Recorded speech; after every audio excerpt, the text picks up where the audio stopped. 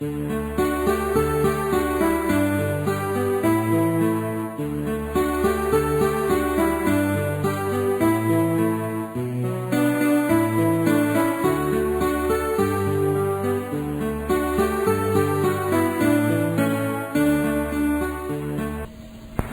of the things that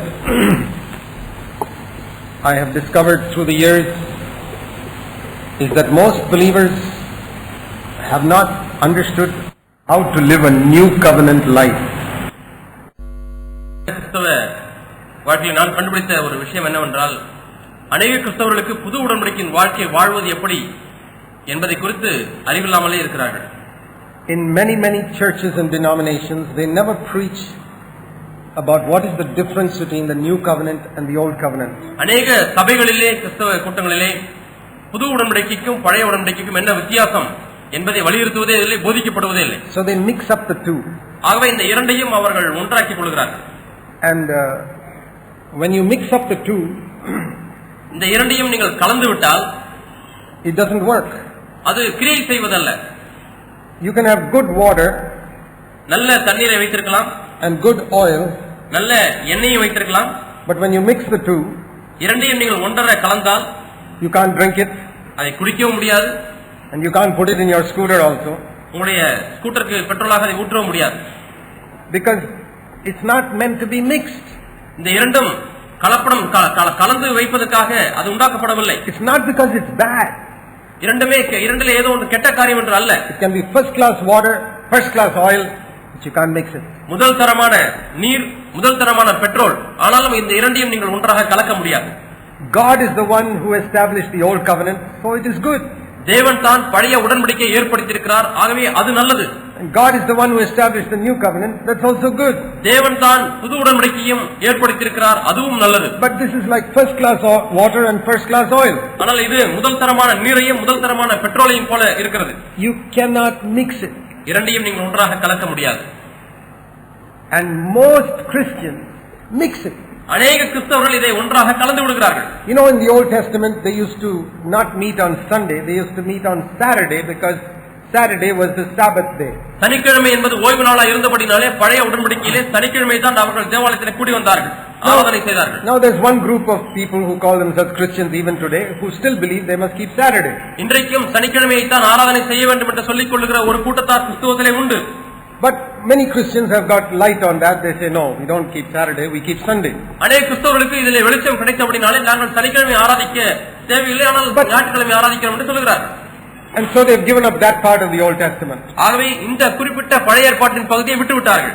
And then they've given up they had 7 feasts in the Old Testament, they've given up those feasts also. பழைய ஏற்பாட்டில் 7 பண்டிகைகள் இருந்தது, அந்த பண்டிகைகளையும் அவர்கள் விட்டு விட்டார்கள். They've stopped sacrificing animals like the Old Testament. மிருகங்களை பழைய ஏற்பாட்டிலே செய்தது போல பலியிடுவதை நிறுத்தி விட்டார்கள். But they still keep the tithe. Tithe is also an Old Testament command which most churches today still practice.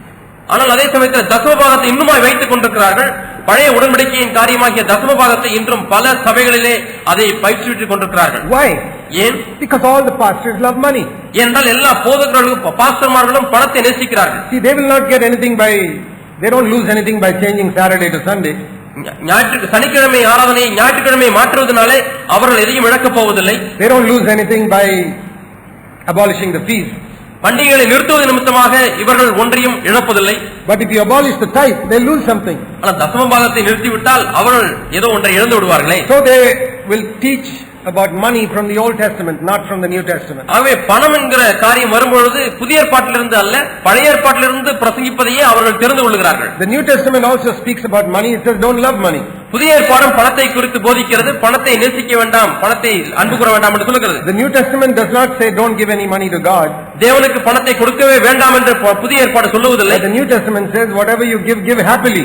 ஆனால் நீ எதை கொடுத்தாலும் அதை மன உற்சாகத்தோடு கூட கொடு என்று புதிய ஏற்பாடு போதிக்கிறது. Many people go back to the Old Testament for something. ஆனால் ஒரு சில காரியங்களுக்காக மீண்டுமாய் பழைய உடன்படிக்கைக்கு செல்கிறார்கள்.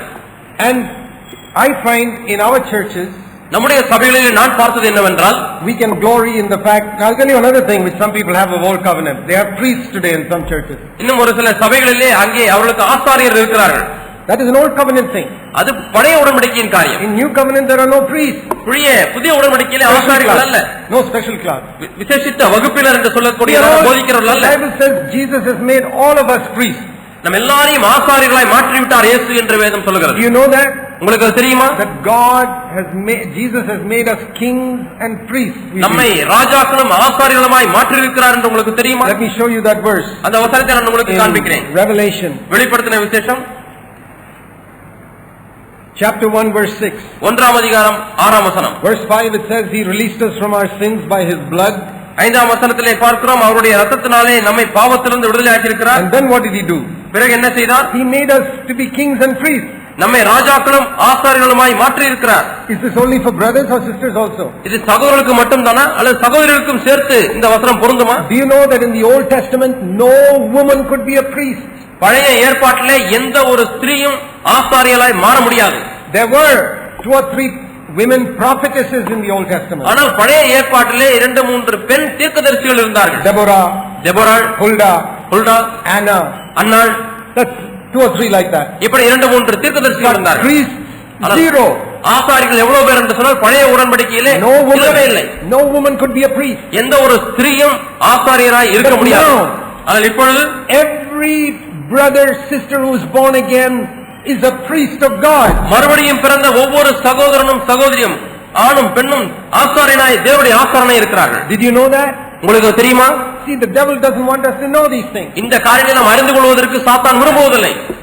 In the Old Testament only some people could be priests. பழைய உடன்படிக்கையிலே ஒரு சிலர் மட்டுமே ஆசாரியராய் இருக்க முடியும். Less than 10%. 10% குறைவானவர்களே ஆசாரியராய் இருக்க முடிந்தது. 1 tribe out of 12. 12 கோத்திரத்தால ஒரு கோத்திரத்தார் மட்டுமே ஆசாரியராய் இருப்பார்கள். 8%. 8% தான். Today also a small percentage of people are priests. இன்றைக்கும் ஒரு சிறு சதவீதத்தினரே ஆசாரியர்களாய் இருக்கிறார்கள். You can call them priests, you can call them pastors, you can call them bishops, call them whatever you like. நீங்கள் ஆசாரியர் என்று அழைத்துக் கொள்ளலாம், பாஸ்டர் என்று அழைத்துக் கொள்ளலாம், பிஷப் என்று அழைத்துக் கொள்ளலாம், என்ன வேண்டுமானாலும் பெயரை சொல்லிவிடுங்கள். Here it says we are all priests. ஆனால் இங்கே இந்த வசனத்தின்படி நாம் எல்லாரும் ஆசாரியர்களாய் இருக்கிறோம்.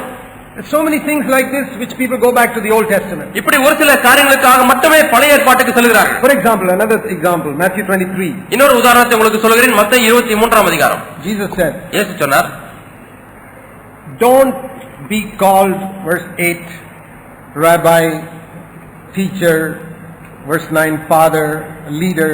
Don't be called by all these things. மத்தேயு 23ஆம் அதிகாரம் 8ஆம் வசனத்திலே பார்க்கிறோம், நீங்கள் ரபி என்று அழைக்கப்படாதீர்கள், கிறிஸ்து ஒருவரே உங்களுக்கு போதகராய் இருக்கிறார். உங்களை பிதா என்று சொல்லாதீர்கள், பரலோகத்தில் இருக்கிற ஒருவரே உங்களுக்கு பிதாவாய் இருக்கிறார் என்று சொல்கிறார். குருக்கள் என்றும் உங்களை அழைக்க வேண்டாம் என்று சொல்கிறார். So we must not allow anybody to call us father or pastor or any title at all. நம்ம யாருமே பிதா, ஃபாதர் அல்லது பாஸ்டர் என்று அழைக்க கூடாது. But Jesus gave us 2 titles here. ஆனால் இயேசு இங்கே நமக்கு 2 பட்டங்களை கொடுக்கிறார். Only 2 titles. 2 பட்டங்கள் மட்டுமே. One is brother. ஒன்று verse 8. 8ஆம் வசனத்திலே பார்க்கிறோம், சகோதரன் என்ற பட்டம். Or sister, same thing. சகோதரி என்றாலும் ஒன்றுதான். So you can allow people to call you brother or sister. ஆகவே ஜனங்கள் உங்களை சகோதரனே சகோதரி என்று அழைக்க நீங்கள் அனுமதிக்கலாம். One more title. இன்னும் ஒரு பட்டம் கொடுக்கிறார். Verse 11. 11ஆம் வசனம், servant. ஊழியக்காரன் அல்லது வேலைக்காரன். See, there is a difference between ஊழியக்காரன் and வேலைக்காரன். ஊழியக்காரனுக்கும் வேலைக்காரனுக்கும் தமிழில் சொல்லும்போது 2க்கும் வித்தியாசம் உண்டு. You know the difference. உங்களுக்கே அந்த ஊழிய வித்தியாசம் தெரியும். You try calling a pastor வேலைக்காரன் and let's see how he thinks about it. வித்தியாசம் கண்டுபிடிக்க வேண்டும்னா ஒரு பாஸ்டரை பார்த்து வேலைக்காரனே என்று கூப்பிட்டு பாருங்கள், உங்களுக்கு வித்தியாசம் தெரியும். Do you know what Jesus gave us a title? நமக்கு இயேசு கொடுத்த பட்டம் என்ன தெரியுமா? Not ஊழியக்காரன், வேலைக்காரன். ஊழியக்காரன் என்ற பட்டம் அல்ல, வேலைக்காரன் என்ற பட்டம் தான் கொடுத்திருக்கிறார். You want a title? வேலைக்காரன், take that. உங்களுக்கு பட்டம் வேண்டுமா? வேலைக்காரன் என்ற பட்டத்தை எடுத்துக்கொள்ளுங்கள். Or brother or sister, that's all. அல்லது சகோதரன் சகோதரி என்ற பட்டம் தான். Okay, now in our church we know all these things. நம்முடைய சபையிலே நாம் இதெல்லாம் அறிந்திருக்கிறோம். And because we know these things, we think that we are better than other people who don't know these things. இந்த காரியங்களை நாம் அறிந்திருக்கிறதுனாலே மாத்திரம் இதை அறியாதவர்களை காட்டிலும் நாம் சிறந்தவர்கள், மேன்மையானவர்கள் என்று எண்ணுகிறோம். Now see what Jesus said. இயேசு என்ன சொன்னார் என்று பாருங்கள். John chapter 13. யோவானின் சுவிசேஷம் 13ஆம் அதிகாரம். This is a message which Jesus speaks especially to our churches. நம்முடைய சபைகளுக்கு என்று இயேசு விசேஷமாய் போதிக்கிற ஒரு வசனங்கள். It's a very important verse. மிக முக்கியமான வசனம். Verse 17. 17ஆம் வசனம். John 13:17. யோவானின் சுவிசேஷம் 13ஆம் அதிகாரம் 17ஆம் வசனம். If you know these things, you are blessed if you do them.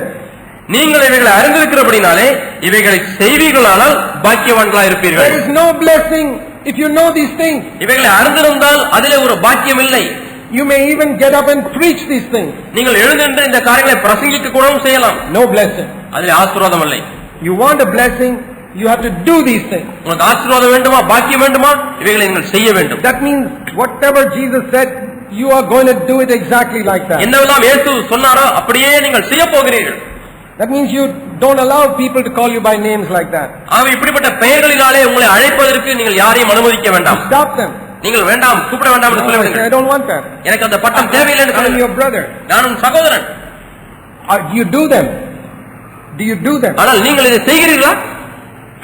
Now I wanted to share some things with you concerning this, the tremendous privileges that are ours under the new covenant. இந்த புதிய உடன்படிக்கைக்கு கீழாக நமக்கு இருக்கக்கூடிய எவ்வளவோ பாக்கியங்களை உங்களுக்கு பகிர்ந்து கொள்ள வேண்டும் என்று விரும்புகிறேன். Not just to know them, இவைகளை ஏதோ நம் மனதளவிலே அறிந்திருப்பதல்ல, how we can have them, நாம் அதை பெற்றுக்கொள்ள முடியும். that people can see it in our life. நம்முடைய ஜீவியத்திலே ஜனங்கள் பார்க்க முடியும். See, in the Old Testament, பழைய உடன்படிக்கையிலே all they could say was, come and hear the message, இங்கே வந்து இந்த செய்தியை கேளுங்கள் என்று மாத்திரம் சொல்லுவார்கள். because it was a written word. ஏனென்றால் அது எழுதப்பட்டதான வாக்கியம். Come and listen. வந்து கேளுங்கள். Great preacher has come. பெரிய பிரசங்கியார் வந்திருக்கிறார். The prophet has come down from the mountain. மலையிலிருந்து தீர்க்கதரிசி இறங்கி வந்திருக்கிறார். So you can listen to what the prophet is saying. ஆகவே இப்பொழுது தீர்க்கதரிசி சொல்லுகிறதை நீங்கள் இப்பொழுது கேளுங்கள். What is that? That is Old Testament. இது என்ன? இது பழைய உடன்படிக்கை. In the New Testament, புது உடன்படிக்கையிலே it's very different. வித்தியாசமா இருக்கிறது. It is come and see. வந்து பாருங்கள். You have often heard me say that from John chapter 1. யோவான் 1ஆம் அதிகாரத்திலே நான் அடிக்கடி சொல்லுகிறதை நீங்கள் கேள்விப்பட்டிருக்கிறீர்கள். It says the disciples of John the Baptist, யோவான் ஸ்நானனுடைய சிஷ்யர்கள், those were people under the old covenant. அவர்கள் பழைய உடன்படிக்கைக்கு கீழாக உள்ள மக்கள். And they followed the best man under the old covenant, which was John the Baptist. பழைய உடன்படிக்கையிலே காணப்பட்டதான மிக சிறந்த மனிதனாகிய யோவானை அவர்கள் பின்பற்றினார்கள். That means they were wholehearted old covenant people. அதை நாம் எப்படி சொல்லலாம் என்றால் பழைய உடன்படிக்கையிலே உள்ளதான முழு இதயமுடைய சகோதரன் என்று சொல்லலாம். But John the Baptist pointed to Jesus and said, he is the man, don't follow me. என்னை பின்பற்ற வேண்டாம், இவர்தான் இயேசு, அவரை பின்பற்றுங்கள் என்று சொல்லி இயேசுவை சுட்டி காண்பித்தார். The old covenant is always like that, pointing to the new covenant. பழைய உடன்படிக்கை எப்பொழுதுமே புது உடன்படிக்கையை நோக்கி சுட்டி காண்பிக்கிறதா இருக்கிறது. So they followed Jesus, verse 37. ஆக 37ஆம் வசனத்திலே பார்க்கிறோம், அவர்கள் இயேசுவை பின்பற்றினார்கள். And Jesus said, what are you seeking? நீங்கள் எதை தேடுகிறீர்கள் என்று இயேசு கேட்டார். You know, that is the question the Lord is asking everybody here. இங்க இருக்கிற எல்லாரையும் இயேசு இந்த கேள்வியை தான் கேட்கிறார். You took all the trouble to come from your home to this conference. நீங்கள் உங்கள் வீட்டிலிருந்து எவ்வளவு பிரயாணம் செய்து நீங்கள் கஷ்டப்பட்டு இந்த இடத்திலே வந்திருக்கிறீர்கள். What are you seeking? எதை தேடி வந்திருக்கிறீர்கள்? I'm sure you are not seeking 3 free meals a day. ஒரு நாளைக்கு 3 வேளை இலவசமாய் ஆகாரம் கிடைக்கும் என்பதனாலே நீங்கள் வரவில்லை என்று நான் நடந்திருக்கிறேன். Because the food here is very simple in any case. என்றால் இங்க இருக்கிற ஆகாரமான எளிமையான ஒரு ஆகாரம் தான். And you spend more than that on your bus fare. அந்த 3 வேளை சாப்பாட்டுக்காகும் செலவை காட்டிலும் அதிகமாக நீங்கள் பஸ் செலவுக்கு செய்து வந்திருக்கிறீர்கள். You have come seeking something spiritual. ஏதோ ஆவிக்குரிய ஒன்றை தேடி வந்திருக்கிறீர்கள். That is why you come year after year. ஆகவே தான் நீங்கள் வருஷந்தோறும் வந்து கொண்டிருக்கிறீர்கள். But what are you seeking? ஆனால் எதை நீங்கள் தேடுகிறீர்கள்? Are you seeking just for a stirring message that will stir you up and you go back a little excited? உங்கள் உணர்ச்சிகளை கிளர்ச்சியூட்டி எழுப்பக்கூடியதான செய்திகளை நீங்கள் கேட்க வந்திருக்கிறீர்களா? பரவசமடைந்து செல்ல முடியாது வந்திருக்கிறீர்களா? You have heard many messages like that in the past. கடந்த காலங்களிலே எத்தனையோ செய்திகளை கேட்டிருக்கிறீர்கள். And how much has it changed your life? எந்த அளவுக்கு அந்த செய்திகள் உங்கள் வாழ்க்கையை மாற்றி இருக்கிறது? I know it has changed your life a little bit. கொஞ்சம் அளவுக்கு உங்கள் வாழ்க்கையை மாற்றி இருக்கிறது என்று நான் அறிவேன். What I want to say is it could have changed your life much more. ஆனால் இதை காட்டிலும் எவ்வளவோ அதிகமான மாற்றங்களை கொண்டு வந்திருக்க கூடும் என்று உங்களுக்கு சொல்கிறேன். That is the question the Lord is asking everybody here. Jesus is here and asking you a question. இங்கே இயேசு இருந்து கொண்டிருக்கிறார். அவர் இங்கே இருந்து கொண்டு உங்கள் ஒவ்வொருவரையும் பார்த்து இந்த கேள்வியை கேட்கிறார். Standing in front of you and asking, what are you seeking? நீ எதை தேடுகிறாய் என்று உங்களுக்கு முன்னாக நின்று இயேசு கேட்கிறார். You know, there are some people who come to our meetings, usually from other churches, who come just to take down the notes so that they go and preach it in their church. பிற சபைகளிலிருந்து நம்முடைய கூட்டங்களுக்கு ஒரு சிலர் வருகிறார்கள், வந்து சொல்லுகிற காரியங்கள் எல்லாம் குறிப்பெடுத்துக் கொண்டு அதை போய் அவருடைய சபையிலே பிரசங்கிக்கிறார்கள். No, I'm not saying taking notes is bad. It's a very good thing because we can go back and read it again. ஆகவே நாம் குறிப்பெடுப்பது தவறு என்று சொல்லவில்லை. ஏனென்றால் நான் வீட்டுக்கு சென்று அதை நாம் திரும்பவும் பார்க்கலாம், அதை யோசித்து பார்க்கலாம். But not for the purpose of preaching somewhere else. ஆனால் ஏதோ ஒரு இடத்திலே போய் பிரசங்கிக்க வேண்டும் என்கிற காரணத்துக்காக because I didn't get everything in the meeting, I want to go through it again so that I can come into that light. For that purpose it is good. கேட்கிற எல்லா காரியங்களும் ஒருவரை மறந்து விடுவோம் என்று சொல்லி குறிப்பெடுத்துக் கொண்டு நான் போய் மீண்டுமாய் அதை படித்து நான் அந்த வாழ்க்கையை பெற்றுக் கொள்வது இந்த நோக்கத்துக்காக செய்வது நல்லது. I also do it sometimes when I hear something that really blesses me, I write it down. நானும் கூட சில சமயத்தில் அப்படி செய்திருக்கிறேன். நீ ஆசீர்வதிக்கக்கூடிய செய்திகளை கேட்கும்போது நான் உடனே குறித்துக் கொண்டிருக்கிறேன். Sometimes when I'm alone with the Lord, He tells me something, I write it down. சில சமயத்தில் ஆண்டவரோடு கூட தனியாக நான் இருக்கும்போது அவர் பேசுகிறார், நான் எழுதுகிறேன். Because I forget it otherwise. இல்லாவிட்டால் நான் மறந்து விடுவேன். But the Lord says, what are you seeking? ஆனால் நீ எதை தேடுகிறாய் என்று ஆண்டவர் கேட்கிறார். Are you seeking for a sermon? ஒரு பிரசங்கத்துக்காக தேடுகிறாயா? Are you seeking for just an emotional stirring? உணர்ச்சிகளை பரவசமூட்டக்கூடிய செய்திக்காக வருகிறாயா? Or are you seeking for some more knowledge of the Bible? அல்லது வேதத்தில் இன்னும் கொஞ்சம் அறிவை பெற்றுக் கொள்ள வேண்டும் என்று தேடி வந்திருக்கிறாயா? You answer this question on the first day. What have you come here seeking? இங்கே எதை தேடி வந்திருக்கிறாய் என்ற அந்த கேள்விக்கு இந்த முதல் நாளிலே நீ ஆண்டவருக்கு பதில் சொல்லிவிடு. What a beautiful answer they gave. இவர்களுக்கு என்ன அருமையான ஒரு பதிலை சொன்னார் பாருங்க. Rabbi, we want to know where you are living. ரபி, நீர் எங்கே தங்கி இருக்கிறீர் என்று நாங்கள் அறிய விரும்புகிறோம் என்று கேட்டார்கள். Is that what, are you seeking Jesus or you're seeking some doctrine or message? நீங்கள் இயேசுவை தேடி வந்திருக்கிறீர்களா அல்லது ஏதோ ஒரு உபதேசம் செய்தி தேடி வந்திருக்கிறீர்களா? You know, if I ever go to a new town, நான் ஒரு புது ஊருக்கு நான் எப்போதாவது போனால், supposing I was working in a secular job and I was transferred to a new town, நான் ஒரு வேலையிலே அமர்ந்திருக்கிறேன், ஒரு வேறு இடத்துக்கு வேலை மாற்றம் கிடைத்து புது ஊருக்கு போகிறேன் என்று வைத்துக் கொள்வோம். And on Sunday morning I want to go to a meeting. ஞாயிற்றுக்கிழமை காலை ஒரு கூட்டத்துக்கு போக விரும்புகிறேன். Where will I go? நான் எங்கே போவேன்? I don't know any church there. அங்க இருக்கிற சபைகள் எல்லாம் எப்படி இருக்குது என்று எனக்கு தெரியாது. None of the churches in fellowship with us are in that town. நம்மளோட ஐக்கியம் கொள்கிற சபை அந்த ஊர்ல இல்லை என்று வைத்துக் கொள்வோம். So what will I go seeking? அதை நான் எதை தேடி போவேன்? I'll say, Lord, ஆண்டவரே, where are you living? நீர் எங்கே வாழ்ந்து கொண்டிருக்கிறீர்? That is the same question they asked. இவர்கள் கேட்ட அதே கேள்விதான் இங்கே பார்க்கிறோம். Where are you? நீர் எங்கே இருக்கிறீர்? Where are you, Lord? ஆண்டவரே, நீர் எங்கே இருக்கிறீர்? When I go to this church, இந்த சபைக்கு போட்டுமா? I come away, He's not there. நான் வெளியே வந்து விடுகிறேன், அங்கே ஆண்டவர் இல்லை. I say, Lord, where are you? Tell me. ஆண்டவரே, நீர் எங்கே இருக்கிறீர் சொல்லும். Next Sunday I may go to another church. அடுத்த வாரம் வேற ஒரு சபைக்கு போறேன். I say, no, they have got good singing and fiery preaching and all, but the Lord is not there. நல்ல பாடல்கள் பாடுகிறார்கள், நல்ல பிரசங்கம் செய்கிறார்கள், ஆண்டவர் அங்கே இல்லை. I go like that, place to place. ஒவ்வொரு இடமாய் சென்று கொண்டே இருக்கிறேன். That's what these people ask. Lord, where are you? இதைத்தான் இந்த ஜனங்கள் கேட்டார், ஆண்டவரே நீர் எங்கே தங்கி இருக்கிறீர்? எங்கே இருக்கிறீர்? I'm not happy with just good singing. நல்ல பாடல் அதுல எனக்கு சந்தோஷம் இல்லை. Not even happy with good preaching. நல்ல பிரசங்கத்திலே கூட எனக்கு சந்தோஷம் இல்லை. I want to meet with you. நான் உம்மை சந்திக்க வேண்டும். I'll tell you, that is my desire. இதுதான் என்னுடைய வாஞ்சை. When I go on Sunday morning to our church in Bangalore, ஞாயிற்றுக்கிழமை காலை பெங்களூரிலே என் சபைக்கு நான் போகும்பொழுது, I want to meet with Jesus. நான் இயேசுவை சந்திக்க விரும்புகிறேன். And if I come away from there without meeting with Jesus, what's the use? நான் இயேசுவை சந்திக்காமல் அந்த கூட்டத்தை விட்டு வெளியே வந்தால் அதில் என்ன பிரயோஜனம்? Supposing you went to a wedding, நீங்கள் ஒரு திருமணத்துக்கு போகிறீர்கள், and somebody tells you, what does the bridegroom look like? பெண் எப்படி இருக்கிறார், மாப்பிள்ளை எப்படி இருக்கிறார் என்று கேட்டால், say, no, I didn't see the bridegroom, but I met a lot of my friends there and I had good time with them, I had a nice dinner and came back. மாப்பிள்ளை நான் பார்க்கவே இல்லை, நிறைய நண்பர்கள் வந்தார்கள், அவரோடு கூட பேசிக்கொண்டே இருந்து நல்லா சாப்பிட்டு வந்துட்டேன்னு சொல்லுவீர்களானால், some people go for wedding only for that, for the dinner, to meet their friends and all that. ஒரு சிலர் கல்யாணத்துக்கு போகும்போது ஏதோ சாப்பாடு சாப்பிட்டு விட்டு நண்பர்களை சந்திக்கலாம் என்று தான் போகிறார். I want to meet the bridegroom. நான் மாப்பிள்ளை பார்க்க வேண்டும். Because he's my bridegroom. ஏனால் அவர் என்னுடைய மணவாளர். I am the bride. நான் தான் மணவாட்டி. The bride doesn't go to the wedding to meet her friends. ஒரு மணவாட்டி திருமணத்துக்கு எதற்கு போகிறாள்? அங்கே போய் நண்பர்களை சந்திக்க போகிறாளா? Tell me. சொல்லுங்கள், நண்பர்களை சந்திக்க போகிறாளா? யாரை சந்திக்க மணப்பெண் போகிறாள்? Any bride goes to the wedding because they are having chicken biryani there, I'm going there. எந்த திருமணத்துக்கு நிச்சயிக்கப்பட்ட பொண்ணு கல்யாணத்துக்கு எதுக்கு போகிறாள்? நான் சிக்கன் பிரியாணி சாப்பிட போகிறேன் என்று சொல்லி போகிறாள். No, she's going to get married. இல்லை, அங்கே மாப்பிள்ளையோடு கூட திருமணம் செய்து கொள்ளும்படியாக போகிறாள். Why do you come to the meeting? கூட்டங்களுக்கு ஏன் வருகிறீர்கள்? Why do you come to the conference? ஏன் கான்ஃபரன்ஸ்க்கு வந்திருக்கிறாய்? Not even for a good message. நல்ல செய்திக்காக கூட அல்ல, but to meet with Jesus. இயேசுவை சந்திக்கும்படியாக. That is the passion of my heart. அதுதான் என் உள்ளத்தின் அபிலாஷை. I pray with all my heart that in all of our churches, when people come on Sunday, they will meet with Jesus. எல்லா சபைகளிலேயும் ஜனங்கள் வரும்போது அவர்கள் எப்படியாவது இயேசுவை சந்திக்க வேண்டும் என்பதே என்னுடைய உள்ளத்தின் வாஞ்சையா இருக்கு. He is the most wonderful person in the world. உலகத்திலே மிகவும் அற்புதமான நபர் அவர்தான். I have known him as a personal friend for 45 years. 45 ஆண்டுகளாக அவரை நான் என்னுடைய தனிப்பட்ட நண்பனாய் அறிந்திருக்கிறேன். Any problem I have, small, big, எனக்கு சிறு பிரச்சனையா இருந்தாலும் சரி, பெரிய பிரச்சனையா இருந்தாலும் சரி, if I have lost my keys, என்ன சாவி தொலைந்து விட்டது என்றால், that's a small thing. சின்ன சாவி, சின்ன காரியம். Help me to find it. ஆண்டவரே, இந்த சாவி எங்க போனது தெரியல, எனக்கு உதவி செய்யுங்க. Somebody is taking me to a court, that's a big thing. என்னைய வழக்கு மன்றத்துக்கு எடுத்து செல்கிறார்கள். Okay, that's a பெரிய காரியம். big thing, small thing. அங்கேயும் ஆண்டவரை கேட்கிறேன், சின்ன காரியமோ பெரிய Say, காரியம். Lord, please go with me. ஆண்டவரே என்னோடு கூட வாரும். If you have to go to hospital, say, Lord, please go with me. ஆஸ்பத்திரிக்கு போகிறேன், ஆண்டவர் என்னோடு கூட வாரும் என்று You go to கேட்கிறேன். court, please go with me. கோர்ட்டுக்கு போகிறேன், ஆண்டவர் என்னோடு கூட வாரும். You go to work in the morning, காலையில வேலைக்கு போகிறேன், Lord, I've got a difficult boss, please come with me. ஆண்டவரே எனக்கு கடினமான மேலதிகாரி இருக்கிறார், என்னோடு கூட வாங்க ஆண்டவரே. Have you got a difficult husband? கடினமான புருஷன் இருக்கிறானா, You must go home with Jesus. நீங்க வீட்டுக்கு இயேசுவோடு கூட போக வேண்டும். He's such a good friend. அவர் நல்ல நண்பன், He understands you. அவர் உங்களை புரிந்து கொள்கிறார். Maybe your wife doesn't understand you. உன்னுடைய மனைவி உன்னை புரிந்து Maybe கொள்ளாமல் your இருக்கலாம், husband doesn't understand you. உன்னுடைய புருஷன் உன்னை புரிந்து கொள்ளாமல் இருக்கலாம். Jesus understands even the things you don't understand about yourself. உன்னை குறித்து நீ அறிந்து கொள்ளாத காரியங்களை கூட இயேசு அறிந்திருக்கிறார்.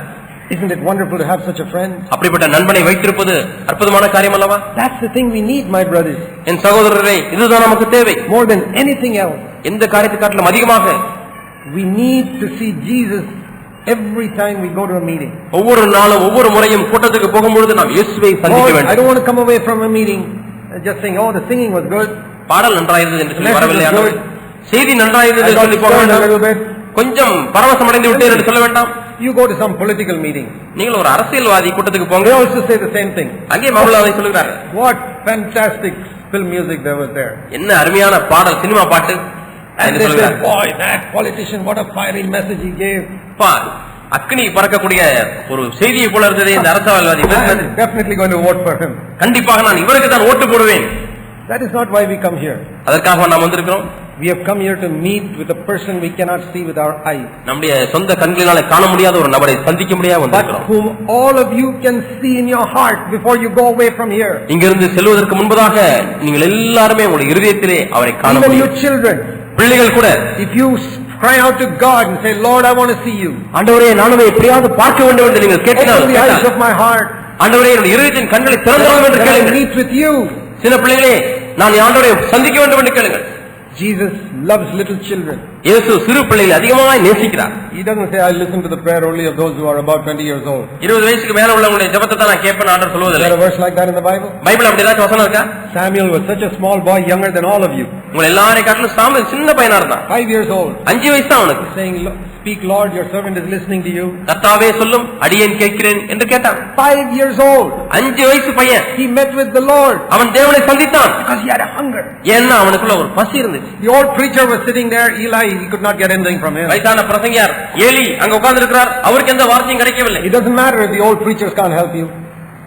அந்த வயது முதிர்ந்த பிரசங்கியார் உங்களுக்கு உதவி செய்ய முடியாட்டி பரவாயில்ல. So these people said, Rabbi, where are you staying? That's where I want to find out. ரபி நீர் எங்கே தங்கி இருக்கிறீர், அங்கே நாங்கள் பார்க்க வேண்டும் என்று சொல்கிறார். And he said in verse 39, come and see. 39ஆம் வசனத்தில் சொல்கிறார், வந்து பாருங்கள்.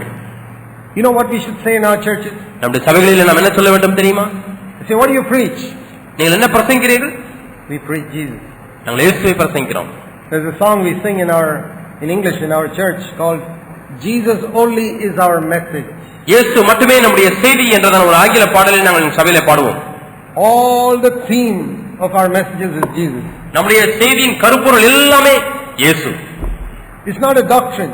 இது ஒரு உபதேசம் அல்ல. It's not water baptism or baptism in the Holy Spirit. தண்ணீர் ஞானஸ்நானம், பரிசுத்தாவின் அபிஷேகம் என்றதான உபதேசம் அல்ல. Or holiness. அல்லது பரிசுத்தம் என்ற Or உபதேசம் அல்ல. Jesus came in the flesh. அல்லது இயேசு மாம்சத்தில் வெளிப்பட்டார். இல்லை இல்லை. It is the living person of Jesus Christ. வாழ்ந்து கொண்டிருக்கிற இயேசு என்ற நபர். So, what do we say to people? ஜனங்களிடத்தில் நாம் என்ன சொல்லலாம்? Come and meet him. வந்து பாருங்க Come and இயேசு. see. வந்து பாருங்க. He's in our church. எங்கள் சபையில் இயேசு இருக்கிறார். Not only in our church. எங்கள் சபையில மட்டுமல்ல, Say, come to our home. He's in our home also. எங்க வீட்டிலேயே இருக்கிறார். வீட்டுக்கு வந்து பாருங்க. See, when we leave the church and go to the home, he doesn't stay in the church. நம்ம எல்லாரும் சபைக்கு வந்துட்டு கூட்டம் முடிச்ச உடனே வீட்டுக்கு போகும்போது இயேசு மட்டும் தனியா சபையில இருந்தது கிடையாது. No, he's with us in the our home. நம்மோடு கூட குடும்பத்திலேயும் இருக்கிறார். People should come to our home. அவை நம்முடைய வீட்டுக்கு வரவங்க Sense Jesus is here. இயேசு இங்க இருக்கிறார் என்று உணர வேண்டும். This is not a meeting hall. அது ஒரு கூட்டம் This is not a நடக்கக்கூடிய, meeting hall. இது வந்து ஒரு கூட்டம் நடக்கக்கூடிய இடம் அல்ல. This is a house. இது ஒரு வீடு. They are cooking. They are living here. The bedroom, kitchen, all this. அங்கே பார்த்தால் கிச்சன், சமையல் அறை இருக்கிறது, சமைக்கிறார்கள், பெட்ரூம் இருக்கிறது, ஹால் இருக்கிறது. They are not preaching sermons here.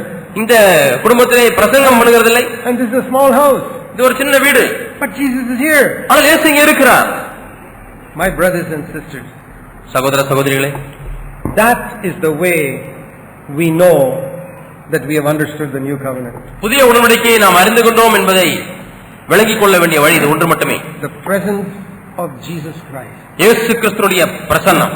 That people meet us, நம்மை சந்திக்கிற ஜனங்கள், we heard Jesus. நான் இயேசுவை கேட்டேன் என்று சொல்ல வேண்டும். That when you open your mouth and speak to them, உங்களை வாயை திறந்து நீங்கள் அவர்களிடத்தில் பேசும்பொழுது, like those two disciples who walked to Emmaus after the எம்மாவுக்கு resurrection. உயிர்த்தெழுந்த பிறகு, இயேசு உயிர்த்தெழுந்த பிறகு எம்மாவுக்கு ஊருக்கு நடந்து கொண்டிருந்த அந்த இரண்டு சிஷ்யரை போல Jesus walked with them, but they did not know it was Jesus. இயேசு அவர்களோடு கூட நடந்து செல்கிறார், ஆனால் இயேசுதான் என்று அவர்களுக்கு தெரியவில்லை. They thought this is another man, he seems to know the Bible well. இன்னொரு மனிதன், இவர் நல்ல வேதத்தை அறிந்திருக்கிறார் என்று எண்ணினார்கள். For 2 hours he was preaching from the Bible. 2 மணி நேரம் பேசிக்கிட்டே இருந்தார் வேதத்திலிருந்து. But he was different from all the other preachers. ஆனா மற்ற பிரசங்கரை காட்டிலும் இவர் வித்தியாசமா பிரசங்கம் பண்றாரே. Then they said, அதுக்கப்புறம் சொன்னாங்க, all those 2 hours our heart was burning. அந்த 2 மணி நேரம் நம்முடைய இருதயமானது குளிர்ந்து விட்டு எரிந்தது என்று சொல்கிறார். Because Jesus was there. இயேசு அங்கே இருந்தபடினாலே.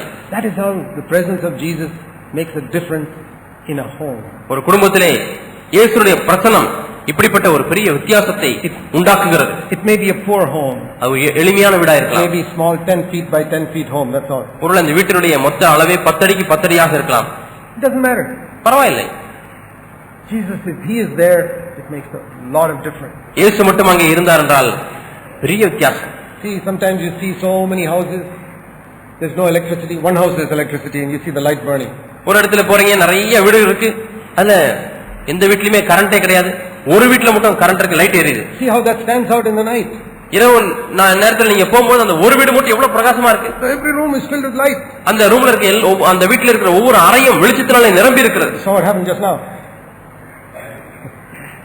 Like the light coming on. அங்கே வெளிச்சம் வருவது போல. And that makes a difference. அது ஒரு பெரிய வித்தியாசத்தை உண்டு பண்ணுகிறது. That's how it must be when Jesus is in our life. இயேசு நம்முடைய வாழ்க்கையில் இருக்கும்போது, வீட்டில் இருக்கும்போது அப்படித்தான் இருக்க வேண்டும். That must be your longing. இது மட்டுமே உங்களுடைய விருப்பமா இருக்க வேண்டும். Is it possible? இது முடியுமா? Yes. முடியும். If you say it is not possible, then it won't be possible. அதெல்லாம் முடியாது என்று சொன்னா அது முடியாதுதான். Jesus once said, இயேசு all ஒருமுறை things சொன்னார், are possible if you can believe. நீ விசுவாசிக்க கூர்மானால் எல்லாம் ஆகும் என்று சொன்னார். What does that mean? அதனுடைய பொருள் என்ன? Does that mean anything you want you can have? நீ என்ன நினைத்தாலும் அதை பெற்றுக்கொள்ள முடியும் என்று அர்த்தமா? See Mark 9 verse 23. Mark 9:23. All things are possible to him who can believe. விசுவாசிக்கிறவனுக்கு எல்லாம் கூடும் என்றார். Mark 9:23. Mark 9:23. All things are possible to him who can believe. விசுவாசிக்கிறவனுக்கு எல்லாம் கூடும். Now many people take the words of Jesus literally. அநேகர் இயேசுவுடைய வார்த்தையை எழுத்தின்படியாக எடுத்துக்கொள்கிறார்கள். But Jesus said, cut off your hand if it offends you. உன்னுடைய கை உனக்கு இடல் உண்டாக்குமானால் அந்த கையை தரித்து போடு என்று இயேசு சொல்கிறார். But I have never met anybody till today who has cut off his hand. நான் இன்றைக்கு வரை கையை வெட்டின ஒரு ஆளை கூட நான் பார்த்ததில்லை. Jesus said, pull out your eye if it offends you. இந்த கண் உனக்கு இடல் உண்டாக்கினால் அதை பிடுங்கி எரிந்து போடு என்று சொல்கிறார்.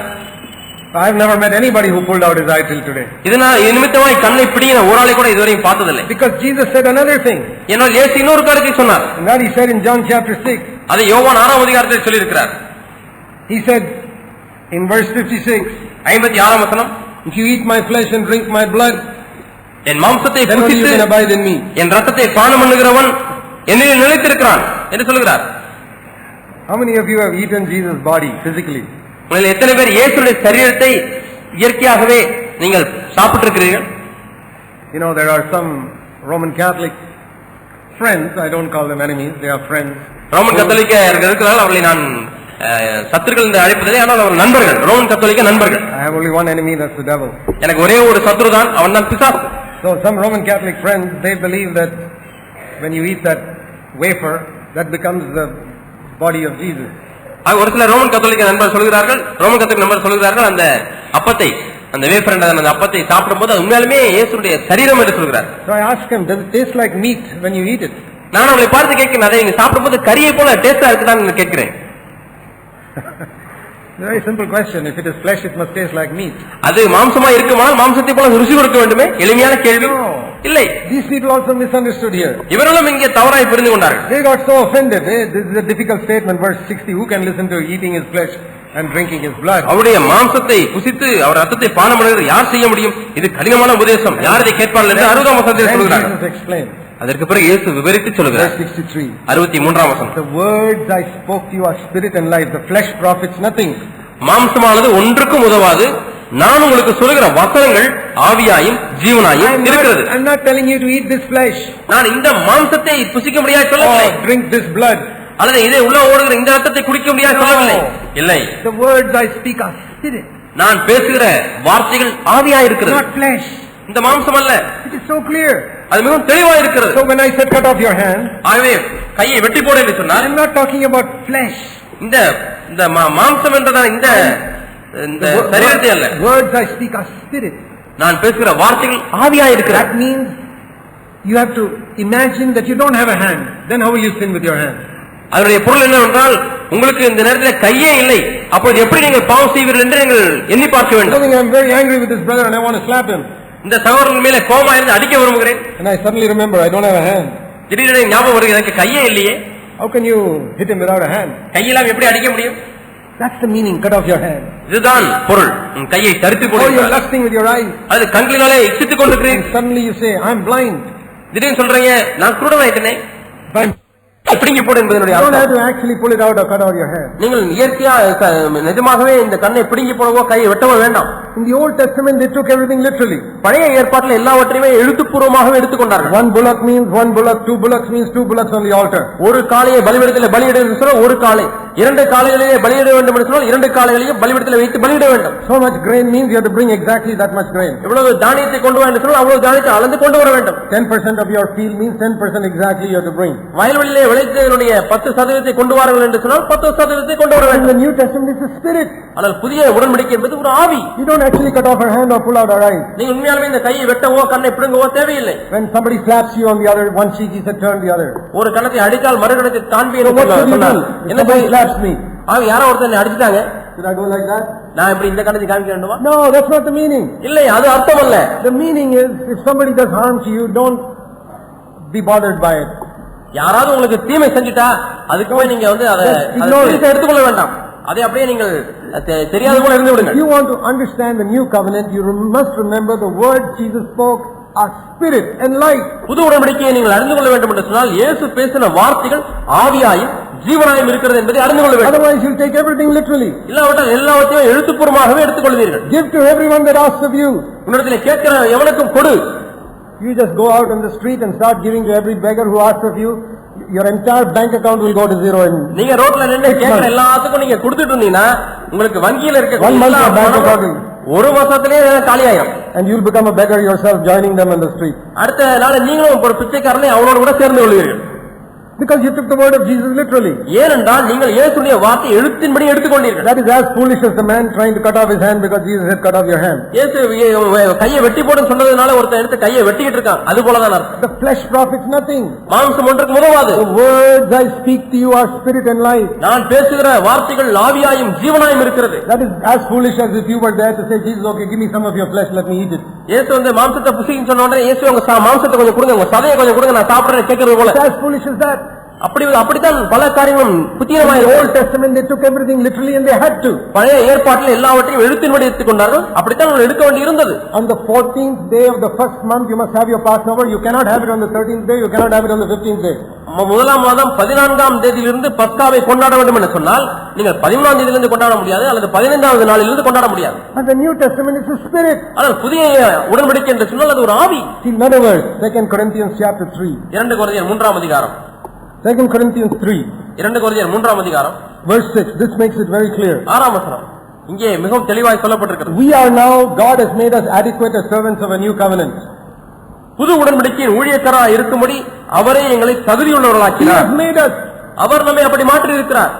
And in this new covenant we are not servants of the letter but servants of the spirit, because the letter kills but the spirit gives life. எழுத்து கொல்லுகிறது, ஆவியை உயிர்ப்பிக்கிறது. ஆகவே நாங்கள் இந்த உடன்படிக்கை எழுத்திற்குரியதா இல்லாமல் ஆவிக்குரியதா இருக்கிறது. That means we are not servants of the letter but servants of the spirit. அதனுடைய பொருள் என்னவென்றால் நாம் ஆவியின்படி ஊழியக்காரராக இருக்கிறோமே அல்லாமல் எழுத்தின்படி ஊழியக்காரர் அல்ல. An old covenant person was a servant of the letter.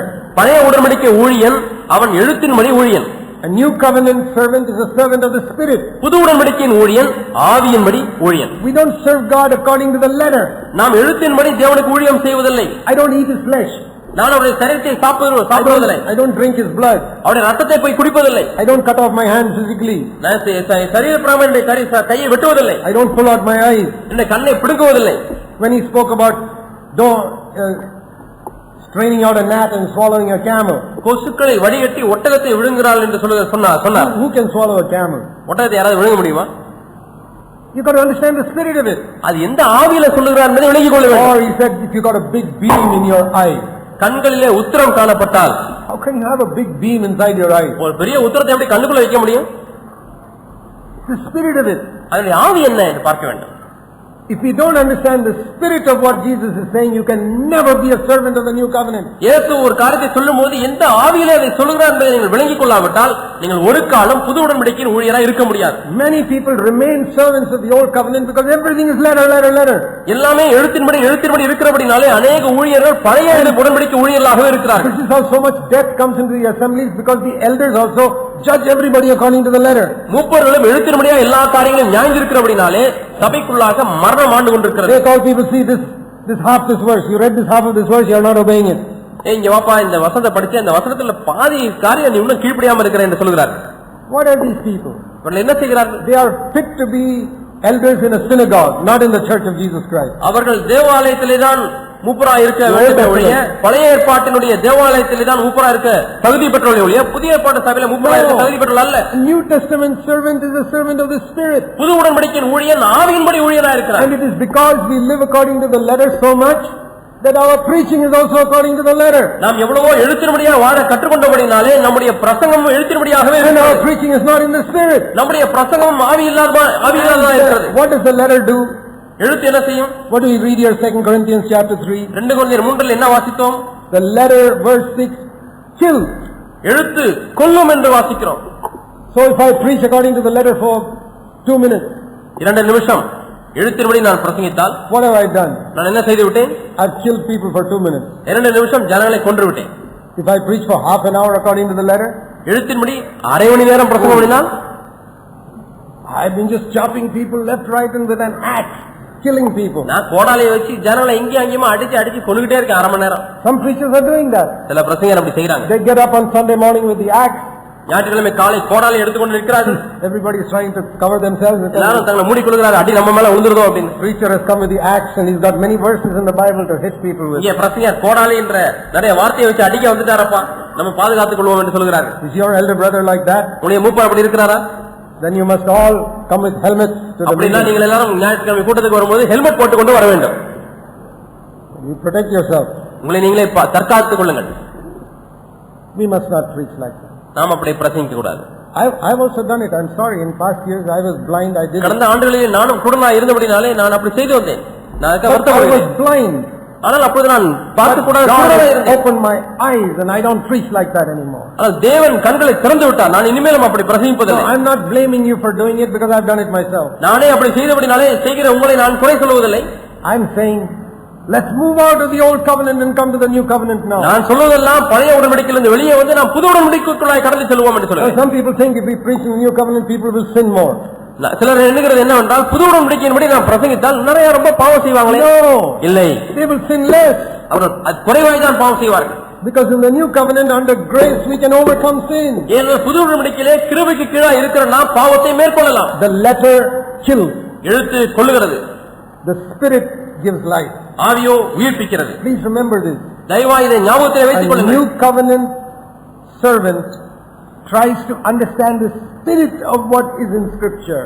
புது உடன்படிக்கையின் ஊழியன் வேதத்திலே இருக்கிற வசனங்கள் எந்த ஆவியிலே இருக்கிறது என்பதை அறிந்து கொள்ள அவன் முயற்சிப்பான். You know, for example, உதாரணமாக Jesus said, இயேசு சொன்னார், if anybody looks at a woman with lust, Matthew 5:28, he's already committed adultery in his heart. ஒரு ஸ்திரியை இச்சையோடு பார்க்கிற எவனும் தன் இருதயத்திலே அவளோடு உபசாரம் செய்தாயிற்று என்று மத்தேயு 5:28 வாசிக்கிறோம். I want to ask you, நான் உங்களை கேட்கிறேன், who told Jesus to preach that? இதை பிரசங்கிக்க முடியாது, யார் சொன்னது? How did he get light on it? இதை எப்படி இயேசுவுக்கு இது வெளிச்சம் கிடைத்தது? Because he didn't just read the letter which said you shall not commit adultery. நீ விபசாரம் செய்யாதிருப்பாயாக என்று எழுதப்பட்ட அந்த வார்த்தையை மட்டும் எழுத்தை மட்டும் வாசிக்கவில்லை. That's what he said in verse 27. The letter said don't commit adultery. 27ஆம் வசனத்தில் அதைத்தான் சொல்கிறார், விபசாரம் செய்யாதிருப்பாயாக என்று எழுதப்பட்டிருக்கிறது. servant of the letter goes like this. ஆகவே எழுத்தின்படி உள்ள ஊழியக்காரன் எப்படி சொல்கிறான்? You shall not commit adultery. நீ விபசாரம் செய்யாதிருப்பாயாக. I will never do it. நான் ஒரு காலம் விபசாரம் செய்ய மாட்டேன். For 30 years I have not committed adultery. 30 ஆண்டுகளாக நான் விபசாரம் செய்யவில்லை. 50 years I have not committed adultery. 50 ஆண்டுகள் நான் விபசாரம் செய்யவில்லை. Judge all these poor women caught in adultery. இப்பொழுது விபசாரத்திலே கையுமா பிடிக்கப்பட்ட ஏழை எளிய மக்கள் எல்லாம் இப்பொழுது அவன் நியாயம் இருக்கிறான். But Jesus didn't just go by the letter. இயேசு எழுத்தின்படி அதை வாசிக்கவில்லை. As a little boy, ஒரு சிறு பையனா இருக்கும் பொழுது when he heard this commandment, இந்த கட்டளையை அவர் கேட்ட பொழுது, you shall not commit adultery, விபசாரம் செய்யாதிருப்பாயாக, he would sit and meditate on that. அவர் உட்கார்ந்து அப்படியே அதை தியானிப்பார். In other words, he dug into that commandment to see what is at the bottom. இன்னொரு விதத்தில் சொல்ல போனால் அந்த கட்டளை கற்பனைக்கு கீழாக என்ன இருக்கிறது என்று அதை தோண்டி ஆழத்திலே பார்க்க முடியாது தோண்டினார். You know, we have a place called Kolar or KGF near Bangalore. பெங்களூருக்கு பக்கத்திலே கோலார் என்னதான ஒரு இடம் இருக்கிறது. And so many years people walked up and down there, they did not know there is gold underneath. அநேக ஆண்டுகளாக அந்த கோலார் என்ற இடத்தின் மேலாக ஜனம் நடந்து கொண்டு போய் கொண்டிருந்தார்கள். ஆனால் அதுக்கு கீழே தங்கம் இருக்குது என்று அவர்களுக்கு தெரியவில்லை. What a lot of gold was underneath, they did not know anything about it. எவ்வளவு தங்கம் உள்ள சுரங்கத்தில் இருந்தது, ஆனால் அவர்களுக்கு தெரியவில்லை. But the gold was 10,000 feet underneath. ஆனால் அங்க தங்கமானது 10,000 அடிக்கு கீழாக தான் இருந்தது. It's not lying on the surface. மேலாக அப்படியே அங்கேயும் Then கிடைக்கும். somebody had machines to find out and they dug and found gold there. சில பேர் மிஷினை வச்சு கண்டுபிடிச்சாங்க, அதை வச்சு நோண்டி பார்த்தாங்க, அங்க தங்கம் இருந்தது. And they suddenly became very rich. திடீர்னு பார்த்தா ரொம்ப பணக்காரன் ஆயிட்டாங்க. Commandment is like that. கற்பனையும் அப்படித்தான். You read on the surface, மேலோட்டமாய் வாசியுங்கள், you don't get much. ரொம்ப கிடைக்காது. But if you dig into it, அதுக்குள்ளாக நீங்க நோண்டி ஆழமா போக 10,000 feet, 10,000 அடி நோண்டினா there is gold there. அங்கே தங்கம் இருக்கிறது. He make you rich. அது உங்களை பணக்காரனாய் மாற்றும், ஐஸ்வர்யனாய் மாற்றும். Jesus dug. அது இயேசு, You shall not commit adultery. நீ விபசாரம் செய்யாதிருப்பாயாக. How does adultery come? இந்த விபசாரம் எப்படி வருகிறது? You begin to think. அவர் அதை எண்ணி பார்க்க ஆரம்பித்தார். It doesn't come in the body first. முதலாவது சரீரத்தில் வருவதில்லை. Every man knows that. எல்லா மனிதனும் அறிந்திருக்கிறான். It comes in the mind. முதல்ல மனசுல தான் வருது. And how does it come in the mind? மனசுக்கு எப்படி வருது? Because I am seeing things. நான் கண்களால பார்க்கிறேன். I see a picture or a person or read something. படத்தையோ ஒரு ஆளையோ அல்லது ஒரு நபரையோ ஒரு காரியத்தை படிக்கிறேன், பார்க்கிறேன். As you dig deep, you discover adultery is not just the external action. ஆகவே ஆழமாய் நோண்டி பார்க்க விபசாரம் என்பது வெளிப்பிரகாரமாய் நடக்கக்கூடிய ஒரு கிரியை மட்டுமல்ல. It starts in the mind. அது மனதிலே ஆரம்பிக்கிறது. And it starts with looking. பார்த்ததினாலே ஆரம்பிக்கிறது. So that is how we could teach it. இப்படிதான் இயேசு போதிக்க முடிந்தது. Or the earlier commandment. இல்ல அதுக்கு முன்பாக உள்ள Verse 21, you shall not commit murder. 21ஆம் வசனம், கொலை செய்யாதிருப்பாயாக. Servant of the letter will say like this. எழுத்தின்படி இருக்கிற ஊழியக்காரன் எப்படி சொல்லுவான்? 50 years I have not murdered anybody. 50 ஆண்டுகளாக நான் யாரையும் கொலை செய்யவில்லை. These murderers, crucify them. இவன் கொலைகாரன், இவனை சிலுவையில் அறையுங்கள். But Jesus meditated on that and dug into it. இயேசு இதை தியானித்து ஆழமாய் போனார். Why do people murder? ஏன் ஜனங்கள் கொலை செய்கிறார்கள்? He thought about it. It's because they are angry with somebody. அவர்கள் யார் மீது கோபப்படுகிறபடினாலே கொலை He dug செய்கிறார்கள். into it and found that murder comes out of a root called anger. ஆக இந்த கொலை எப்படி வருகிறது என்றால் அது ஒரு வேராகிய கோபம் என்கிற வேரிலிருந்து கிளம்புகிறது. The murder is only the fruit. கொலை என்பது கனி. In the Old Testament they gave them scissors, cut off the fruit. Don't murder, don't murder. பழைய ஏற்பாட்டில் எல்லாருக்கும் கத்திரிக்கோல் கொடுத்தார்கள். கொலை செய்ய வேண்டாம் என்று அந்த கனியை மட்டும் வெட்டி கொண்டே இருந்தார்கள். But Jesus said, let's deal with the root. இயேசு சொன்னார், இப்போது அந்த வேரிலே போய் இடைபடுவோம். This murder fruit comes from this root called anger. இந்த கொலை என்கிறதான பழமானது கோபம் என்கிறதான வேரிலிருந்து வருகிறது. And it comes from hatred. பகையிலிருந்து வருகிறது. Anger. So he said, don't get angry. ஆகவே தான் இயேசு சொல்கிறார், கோபப்படாதீர்கள். That is pull out the root. நாம் அந்த வேரையே பிடுங்கி விடுவோம். See what Apostle John says in 1 John chapter 3. அப்போஸ்தலனாகிய யோவான் என்ன சொல்றார் என்று பார்ப்போம். 1 யோவான் 3ஆம் அதிகாரம். 1 John chapter 3. 1 யோவான் 3ஆம் அதிகாரம். Verse 15. 15ஆம் வசனம். Everyone who hates his brother is a murderer. தன் சகோதரனை பகைக்கிற எவனும் மனுஷ கொலைபாதகனாய் இருக்கிறான். Where did John get that from? யோவானுக்கு இது எங்க எப்படி வந்தது இந்த வசனம்? Jesus never said it. இயேசு ஒரு காலம் சொல்லவில்லை. Jesus only said if you are angry with your brother, you are a murderer. உன் சகோதரன் மீது கோபித்துக் கொண்டால் நீ ஒரு கொலைகாரன் என்று இயேசு சொல்கிறார். But the Holy Spirit revealed further to John. இன்னும் அதிகமான காரியங்களை யோவானுக்கு பரிசுத்த ஆவியானவர் வெளிப்படுத்துகிறார். Not only anger. கோபம் மட்டுமல்லப்பா. He hates பகைமை உள்ள இருந்தாலே போதும், you are already a murderer. நீ ஏற்கனவே ஒரு கொலைகாரன் தான். See, he went to the root. வேறு வேறு வேறு வேறு கிட்ட போயிட்டான். And it says here, how can a murderer have eternal life abiding in him? மனுஷ கொலைபாதகனா இருக்கிறவனுக்கு நித்திய ஜீவன் எப்படி இருக்கும்? Okay, let's just go to that one verse. இந்த ஒரு வசனத்துக்குள்ள வருவோம். The servant of the letter will say, எழுத்தின்படி உள்ள ஊழியக்காரன் don't murder. கொலை செய்யாதிருப்பாயாக.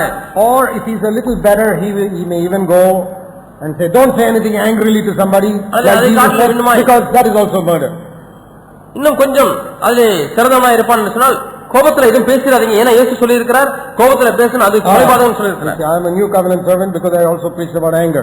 நான் கோபத்தை குறித்து பிரசங்கிக்கிறபடினாலே நான் புது உடன்படிக்கையின் ஊழியன் என்று சொல்லுவான். No, இல்லை, you are also going according to the letter. நீயும் எழுத்தின்படியாய் தான் போகிறாய். Please go a little deeper.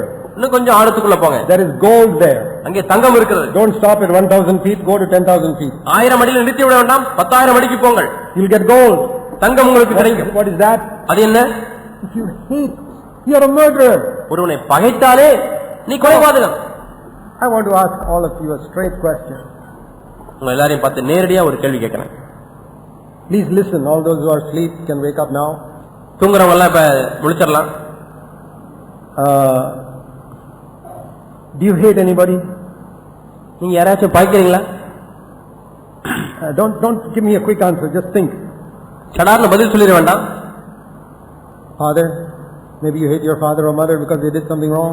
உங்க அப்பா அம்மா உங்களுக்கு ஏதோ தவறு செஞ்ச அப்படிங்களா, உங்க அப்பா மேல ஒரு பகை இருக்கு அல்லது உங்க அம்மா மேல ஒரு பகை இருக்கா? Or if you are married, your mother-in-law or father-in-law.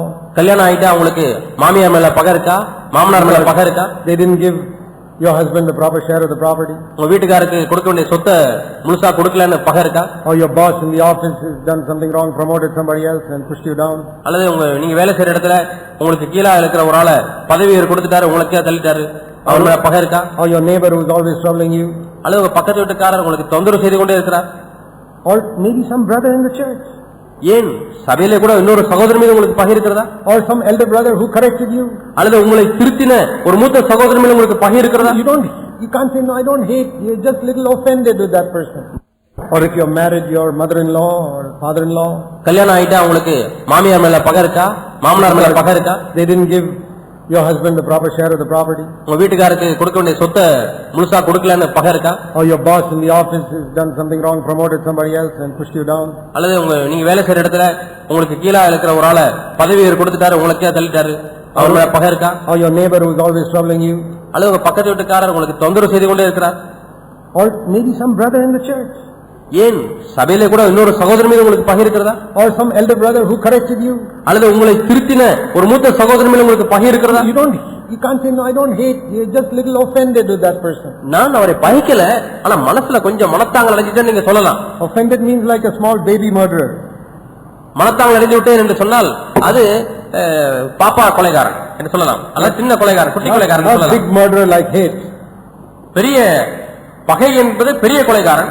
This small baby murderer, little baby murderer. I only little offended with that brother. கொஞ்சம் மனத்தாங்கல் அடைஞ்சிட்டேன், கொஞ்சம் மனசு கஷ்டமா இருக்கு பிரதர் என்று சொல்லக்கூடியது குட்டி கொலைகாரன். Have you got that in your heart? உங்க உள்ளத்துல அது இருக்கா? Offended with somebody? யார் மீதாவது மனத்தாங்கல் அடைஞ்சிருக்கீங்களா? They didn't help me when I was in need. நான் தேவையில் இருக்கப்ப அவங்களுக்கு உதவி செய்யல. They didn't come and visit me when I was sick. நான் வியாதியா இருந்தப்ப எங்க வீட்டுக்கு அவர் வந்து என்னை பார்க்கல. How is it all the people in the church did not know I was sick? நான் வியாதியா இருக்கேன்னு சொல்லி சபையில இருக்கவங்களுக்கு எப்படி தெரியாம போச்சு? I met brothers like that.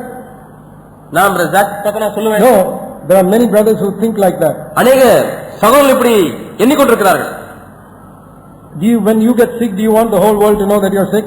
நீ வியாதியா இருந்தால் முழு உலகமும் எனக்கு வியாதி இருக்கிறது என்று அறிய வேண்டும் என்று விரும்புகிறாயா? You want all the people to come and visit you and bring apples and money and all to your hospital room? எல்லா ஜனங்களும் உங்களுக்கு வந்து ஹாஸ்பிடல்ல வந்து பார்த்து ஆப்பிள் கொடுக்கணும், ஆரஞ்சு வாங்கிட்டு வரணும், பால் வாங்கிட்டு வரணும், ஹார்லிக்ஸ் வாங்கிட்டு வரணும் எதிர்பார்க்கறீங்களா? Are you looking for all that? இதற்காக நீங்கள் பார்த்துக் கொண்டிருக்கிறீர்களா? Let me give you an example from the New Testament. புதிய ஏற்பாட்டிலிருந்து ஒரு உதாரணத்தை உங்களுக்கு கொடுக்கிறேன். Philippians 2 verse 25. பிலிப்பியர் 2 அதிகாரம் 25 வசனம். There was a brother here called Epaphroditus. எப்பாப்ரோதித்து என்றதான ஒரு சகோதரன் இருந்தான். Wonderful brother. அருமையான அற்புதமான whole-hearted co-worker of Paul. பவுலுக்கு முழுகிறியமுடைய ஒரு உடன் ஊழியனாய் இருந்தான். He says in verse 25, chapter 2 verse 25, my brother and my fellow worker and fellow soldier. என் சகோதரனும் 25 வசனம் பிலிப்பியர் 2 அதிகாரம் உடன் வேலையாளும் உடன் சேவகனும். He was so sick, verse 27, that he almost died. அவன் வியாதிப்பட்டு மரணத்திற்கு சமீபமா இருந்தது It மெய்தான். is not an ordinary cough and cold. சாதாரண சளி இருமல் அல்ல. He was so sick, he was dying. அவன் மரித்துக் கொண்டிருக்கக்கூடிய அளவில் And in வியாதியா that இருந்தான். situation, அந்த சூழ்நிலையிலே verse 26, he was so sad because you heard he was sick. தான் வியாதிப்பட்டதை நீங்கள் கேள்விப்பட்டதினாலே ரொம்ப வியாகுலப்பட்டானாம். This is wonderful. He அற்புதமா was இருக்கு. feeling so sad. Oh, these brothers have heard I am sick. I wish they had not heard it. ஐயோ நான் வியாதியா இருக்கிறது இவங்க கேள்விப்பட்டாங்களே, அவங்க கேள்விப்படாம இருந்தா சந்தோஷமா இருப்பனே, ஐயோ கேள்விப்பட்டாங்களே என்று சொல்லி அதற்காக துக்கப்பட்டாராம். That means he didn't want those people to be burdened and come to him with all apples and oranges and money and all to his hospital. அவருடைய பொருள் என்னவென்றால் இவர் வியாதியா இருக்கிறபடினாலே அந்த சோதனை ஐயோ ஆப்பிள் வாங்கிட்டு போய் பார்க்கணுமே, பணம் செலவழிச்சு வரணுமே என்று சொல்லலாம் பாரப்பட வேண்டும் என்று இவர் விரும்பவில்லை. Now, I'm not saying you shouldn't. You can make this also a law. உடனே அடுத்த கோடிக்கு வந்து இப்படி இனிமே ஆப்பிள் எல்லாம் வாங்கி கொண்டு போக வேண்டாம், பார்க்க வேண்டாம் என்று சொல்லி நீங்க அப்படியே Or தள்ளி if விட you are வேண்டாம். sick, you won't even tell the elders. You won't tell anybody. Don't make this a law. ஆகவே நம்ம வியாதியா இருந்தா எவ்வளவு சாக போறதா இருந்தா கூட முப்பத்தை சொல்லக்கூடாதுன்னு சொல்லி நீங்க அப்படியே பல்ல கடிச்சிட்டு இருக்க வேண்டாம். Brother Zach said, when you are sick, you should not tell anybody. நீங்க வியாதியா இருந்தா யார்ட்டையும் சொல்லக்கூடாதுன்னு சகரியாப்பன் சொல்லிட்டாருன்னு சொல்லி நீங்க நினைக்க வேண்டாம். We are such people who take the letter and make law out of everything. நம்ம எந்த ஒரு எழுத்து கிடைச்சா கூட உடனே அதுல பிரமாணத்தை உண்டு You பண்ணிடலாம். must understand the spirit of what I'm saying. நான் சொல்லுகிறேன் ஆவியை விளங்கிக் கொள்ளுங்கள். The spirit is, ஆவி என்னன்னா I am not waiting for other people to just have sympathy for me and make a lot about me. நான் வந்து மற்ற ஜனங்க என்னை என் மேல பரிதாபப்படணும், என்னை குறித்து அதிகமா நினைக்கணும், எனக்கு எதாவது செய்யணும் அப்படி நான் எதிர்பார்ப்பதில்லை. When I'm sick, I'll tell you because I want you to pray for me. I don't want your apples and oranges. எனக்கு வியாதிப்பட்டா உங்களுக்கு உங்களுடைய ஆப்பிளோ ஆரஞ்சோ எனக்கு தேவைன்றதுனால கிடையாது, நீங்க ஜெபிக்கணும்ன்றதுக்காக நான் கண்டிப்பா உங்களுக்கு சொல்லுவேன். Yeah, I will tell you. நான் கண்டிப்பா சொல்லுவேன். The Bible says when anyone is sick, let him call the elders of the church. ஒரு வியாதிப்பட்டால் அவன் சபை மூப்பனை வரவழைக்கிறவன் என்று வேதம் சொல்கிறது. They don't bring apples, they bring a bottle of oil and pray for him. அவர்கள் ஆப்பிள் வாங்கி கொண்டு வர மாட்டார்கள், ஆனால் எண்ணெய் பாட்டிலை கொண்டு வந்து ஜெபிப்பார்கள் தொட்டு. Yeah, faith. விசுவாசம். That's how it is in the New Testament. இதுதான் புதிய உடன்படிக்கை. Yeah, by all means we can help one another, that's okay. கண்டிப்பா நான் ஒருவருக்கு உதவி செய்ய வேண்டும், நல்லதுதான். The servant of the new covenant is one who understands the spirit of what Jesus is saying. புது உடன்படிக்கையின் ஊழியன் இயேசு என்ன சொன்னார் என்பதனுடைய ஆவியை புரிந்து He கொள்வான். goes into the depth of every verse. எல்லா வசனத்தினுடைய ஆழத்திற்கு கடந்து And even செல்கிறார். when he sits in a meeting, கூட்டத்திலே உட்கார்ந்து இருக்கும் பொழுது கூட he's not taking every word as a law. ஒவ்வொரு எழுத்தையும் ஒரு பிரமாணமாய் எடுத்துக்கொள்ள That மாட்டார். is Old Testament. அது பழைய உடன்படிக்கை. He is trying to understand what is the spirit of what this brother is saying. இந்த சகோதரர் சொல்கிறாரே இதனுடைய ஆவி எப்படி இருக்கு அப்படின்னு சொல்லி அந்த ஆவியை அவன் பரிவுகிறவனா What இருக்கிறான். is the spirit of it? அதனுடைய ஆவி என்ன, எதற்காக சொல்லுகிறார்? Very important to understand. மிக மிக முக்கியமான காரியம். So, let's go back to this verse, Mark chapter 9. ஆகவே மீண்டுமாய் மார்க் 9ஆம் அதிகாரத்துக்கு நாம் செல்வோம். We saw this. நாம் அதை பார்த்தோம். All things are possible, verse 23, to those who believe. விசுவாசிக்கிறவனுக்கு எல்லாம் கூடும். What does that mean? இதனுடைய பொருள் என்ன? The person who takes it according to the letter, Old Testament servant, this is what he'll say. எழுத்தின்படி பழைய உடன்படிக்கையின் ஊழியன் எழுத்தின்படி இந்த வசனத்தை எடுத்துக்கொண்டு என்ன சொல்லுவார்? Here is an example. This is how an Old Testament preacher will stand up and preach. இங்கே பாருங்கள், இதுதான் ஒரு உதாரணம். பழைய உடன்படிக்கை ஊழியன் இப்படித்தான் எழுந்து நின்று பிரசங்கிப்பார். What does it say? இது என்ன சொல்கிறது? What does it say? இந்த வசனம் என்ன சொல்கிறது? All things are possible to those who believe. விசுவாசிக்கிறவனுக்கு எல்லாம் கூடும். Do you want a car? உனக்கு ஒரு கார் வேண்டுமா? Is it possible or not? கூடுமா கூடாதா? Read it, read it. வாசித்து பாருங்கள் வசனத்தை என்ன சொல்கிறது? All things means is car included? எல்லா காரியங்களும் என்று சொன்னால் அதிலே கார் அடங்கி இருக்கிறதா? Yes. ஆம். What about aeroplane? Is that included? No. Aeroplane அது இதுல இருக்கிறதா? People haven't come to faith for that yet. They're only car at this point. இந்த ஜனங்கள ஒண்ணு கார்ல தான் விசுவாசம் இருக்காங்க, ஏரோப்ளேன் அளவுக்கு ஒண்ணு விசுவாசம் வரல. It's so stupid. ரொம்ப புத்தியீனமா இருக்கிறது. That is according to the letter. இதான் எழுத்தின்படி. Don't listen to all these people. இவங்களுக்கெல்லாம் நீங்க செவி கொடுக்க வேண்டாம். They tell you to have faith for big houses, for cars. பெரிய வீட்டுக்கு விசுவாசம் வேணும், பெரிய கார் வாங்க வேண்டும், அதற்கு விசுவாசம் வேண்டும் சொல்லுவார்கள். Why not for aeroplanes also? Why only car? அப்படியே ஏன் ஏரோப்ளேன் வாங்க கூடாது, ஏன் காருக்கு மட்டும் விசுவாசம் வைக்கணும்? People don't think, why, what this fellow is only talking about cars. I want an aeroplane. I don't want a car. ஜனங்கள் உடனே யோசிக்கிறாங்க, என்னடா இந்த ஆளு இப்ப பார்த்தாலும் காரை பத்தியே பேசிட்டு இருக்காரு, எனக்கு ஏரோப்ளேன் வேண்டும், I've aeroplane got more faith. எனக்கு நிறைய விசுவாசம் இருக்கிறது, Helicopter. ஹெலிகாப்டர் வாங்க வேண்டும். What did Jesus mean here? இங்கே இயேசு இந்த காரியத்தை சொல்லும்போது எதை பொருட்படுத்தி சொன்னார்? Same Jesus who said, cut off your hand and உன் கையை தரித்து போடு, eat my flesh, என்னுடைய மாம்சத்தை drink my blood, என் ரத்தத்தை பானம் பண்ணு, don't swallow camels. ஒட்டகத்தை விழுங்காதே, don't put a beam in your eye. உன் கண்ணில் உத்தரத்தை போடாதே. It's the same Jesus who said all things are possible. Don't forget that. அதே இயேசுதான் விசுவாசிக்கிறவனுக்கு எல்லாம் கூடும் என்பதையும் The சொல்லியிருக்கிறார். words that I speak are spirit and life. நான் பேசுகிற வார்த்தையானது ஆவியாயும் ஜீவனாயும் இருக்கிறது. What are these all things? இந்த எல்லாம் என்று சொல்கிறது என்ன? Everything that I have promised, all things. எல்லாம் என்று சொன்னால் நான் வாக்கு பண்ணின எல்லா காரியங்களும் You can have if you believe. நீ விசுவாசித்தால் அது உனக்கு கூடும். Supposing you're 100 years old உங்களுக்கு 100 வயசு ஆயிடுச்சுன்னு வச்சுக்கோ. and your wife is 90 years old உன் மனைவிக்கு 90 வயசு ஆயிடுச்சு. and you say, Lord, ஆண்டவரே, I want a child. எனக்கு ஒரு குழந்தை வேண்டும். I believe. நான் விசுவாசிக்கிறேன் ஆண்டவரே. I'm only 100 years old. எனக்கு 100 வயசு ஆச்சு. My wife is only 90. என் மனைவிக்கு 90 வயசு ஆச்சு ஆண்டவரே. I read in the Bible 100-year-old man got a child in the Old வேதத்துல Testament. நான் வாசிச்ச பழைய ஏற்பாட்டுல 100 வயசு ஒரு ஆளுக்கு குழந்தை பிறந்துச்சுன்னு. And his wife never had a child for 90 years. 90 years, Sarah got a child. 90 வருஷம் ஆகியும் ஒரு குழந்தை பிறக்கல. சாராளுக்கு அப்ப ஒரு குழந்தை பிறந்துச்சு. I claim it. இயேசுவின் நாமத்தினால இதை சுதந்திரத்துக் கொள்கிறேன். All things are possible if I can believe. நான் விசுவாசித்தால் எல்லாம் கூடும். I will tell him straight away. நான் நேரடியா சொல்லிடுறேன் மோதல. Don't waste your time. இது இப்படி ஜெர்மனி நேரத்தை வீணாக்காதப்பா. Go and pray for something useful. பிரயோஜனமான காரியத்துக்காக போய் ஜெபம் பண்ணுப்பா. Don't fast and pray for a child when you are 100 years old. 100 வயசு ஆயிடுச்சு, இப்ப போய் உபவாசம் எடுத்து குழந்தையோட ஜெபம் பண்ணிட்டு இருக்கே. Even the worldly person has that much common sense. Christians don't have it. உலகத்தானுக்கு புத்தி இருக்கு, கிறிஸ்தவனுக்கு அது கூட இல்ல. That is not the faith Jesus is speaking about. இயேசு இங்க அந்த விசுவாசத்தை பத்தி பேசவே இல்ல. How did Abraham get a child when he was 100 years old? ஆபிரகாமுக்கு 100 வயது ஆகும்போது எப்படி அவருக்கு பிள்ளை கிடைச்சது? கவனித்து கேளுங்க. Because God had given him a promise.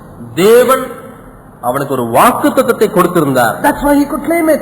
ஆகவே தான் அதை சுதந்திரத்துக் கொண்டான். So faith is based on God's promise. ஆகவே விசுவாசம் என்பது தேவனுடைய வாக்குத்தத்தத்தை பொறுத்து இருக்கிறது. If God gives you a promise, then of course you can claim it. தேவன் உங்களுக்கு ஒரு வாக்கு கொடுத்திருப்பார் என்று சொன்னால் அதை சுதந்திரத்துக் கொள்ளலாம். So all things does not mean anything you want. அவை எல்லாம் என்று சொன்னால் உங்களுக்கு தேவையானதெல்லாம் என்று அர்த்தம் அல்ல. It means anything God has promised. ஆனால் தேவன் வாக்குத்தத்தம் பண்ணின எல்லா காரியங்களும். Have you understood that now?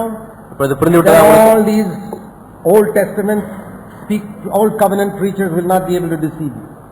இதை நீங்கள் விளங்கிக் கொண்டால் பழைய உடன்படிக்கையின் ஊழியர்கள் உங்களை ஏமாற்ற முடியாது. All things that I have promised are possible to those who believe. நான் வாக்கு பண்ணின எல்லா காரியங்களும் விசுவாசிக்கிறவனுக்கு கூடும். For example, உதாரணமாக Jesus said, if you ask anything in my name, I will give it to you. என் நாமத்தினால எதை கேட்டாலும் உனக்கு தருவேன் என்று இயேசு சொன்னார்.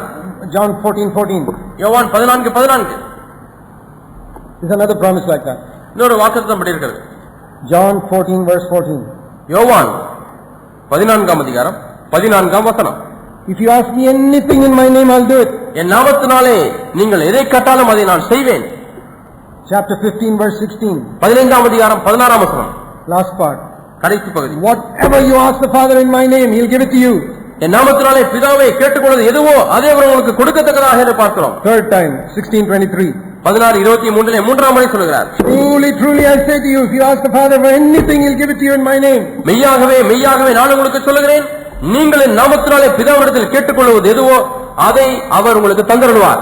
Anything, anything, anything. எதை கேட்டாலும் எதை கேட்டாலும் எதை கேட்டாலும். So what shall I ask for now? இப்ப நான் எதை கேட்க போறேன்? Helicopter. ஹெலிகாப்டர் வேண்டும் ஆண்டவரே. In Jesus' name. இயேசுவின் நாமத்தினாலே 10-bedroom house. 10 படுக்கை அறை கொண்ட பெரிய வீடு எனக்கு வேண்டும் இயேசுவின் நாமத்தினாலே. Not 3-4 bedroom house. Those are all for poor people. 3-4 bedroom கொண்ட வீடெல்லாம் ஏழை மக்களுக்கு தான். எனக்கு 10 படுக்கை அறை கொண்டதான ரூம் I am வேண்டும். the child of a king. நான் ஒரு ராஜாவுடைய பிள்ளை. You go, pray. போய் ஜெபம் பண்ணுங்க. அப்படி Please tell me when you get it. கிடைச்சதுக்கு அப்புறம் என்ன வந்து சொல்லுங்க. You won't get it. I'll tell you right எனக்கு now. தெரியும் உங்களுக்கு கிடைக்காது. You will not get a helicopter. You will not get helicopter a... கிடைக்காது. 10 படுக்கை அறை கொண்ட வீடும் கிடைக்காது. What does he mean in my name? என் நாமத்தினாலே என்று சொன்னால் என்ன பொருள்? If you go according to the letter, எழுத்தின்படி போனால் say in the name of Jesus. இயேசுவின் நாமத்திலே பிதாவே. What is the spirit? அதனுடைய எந்த ஆவியில அவரை சொல்லியிருக்கிறார்? You cannot ask in Jesus' name for something He has not promised. அவர் வாக்கு பண்ணாத ஒரு காரியத்தை அவருடைய நாமத்தினாலே நீங்கள் கேட்க முடியாது. You know that? உங்களுக்கு அது தெரியுமா? You cannot ask in His name means what He has promised. இயேசுவின் நாமத்தினாலே என்று கேட்கும் பொழுது இயேசு என்ன வாக்கு கொடுத்திருக்கிறாரோ அதைத்தான் நீங்கள் கேட்க முடியும். I'll show you. ஒரு வசனத்தை 2 காட்டுகிறேன். Corinthians chapter 1 2 கொரிந்தியர் 1ஆம் அதிகாரம் verse 20. 20ஆம் வசனம். 2 Corinthians 1:20. 2 கொரிந்தியர் 1ஆம் அதிகாரம் 20ஆம் வசனம். This explains all the verses we were talking about. நாம் இவ்வளவு நேரம் பேசின எல்லா வசனங்களையும் இது உள்ளடக்கி சொல்லுகிறது. Very, very important verse. இது மிக மிக முக்கியமான ஒரு வசனம். As many as may be the promises of God in Jesus or in Jesus' name, they are yes, and by Him, amen, to the glory of God by us. 2 கொரிந்தியர் 1ஆம் அதிகாரம் 20ஆம் வசனம்.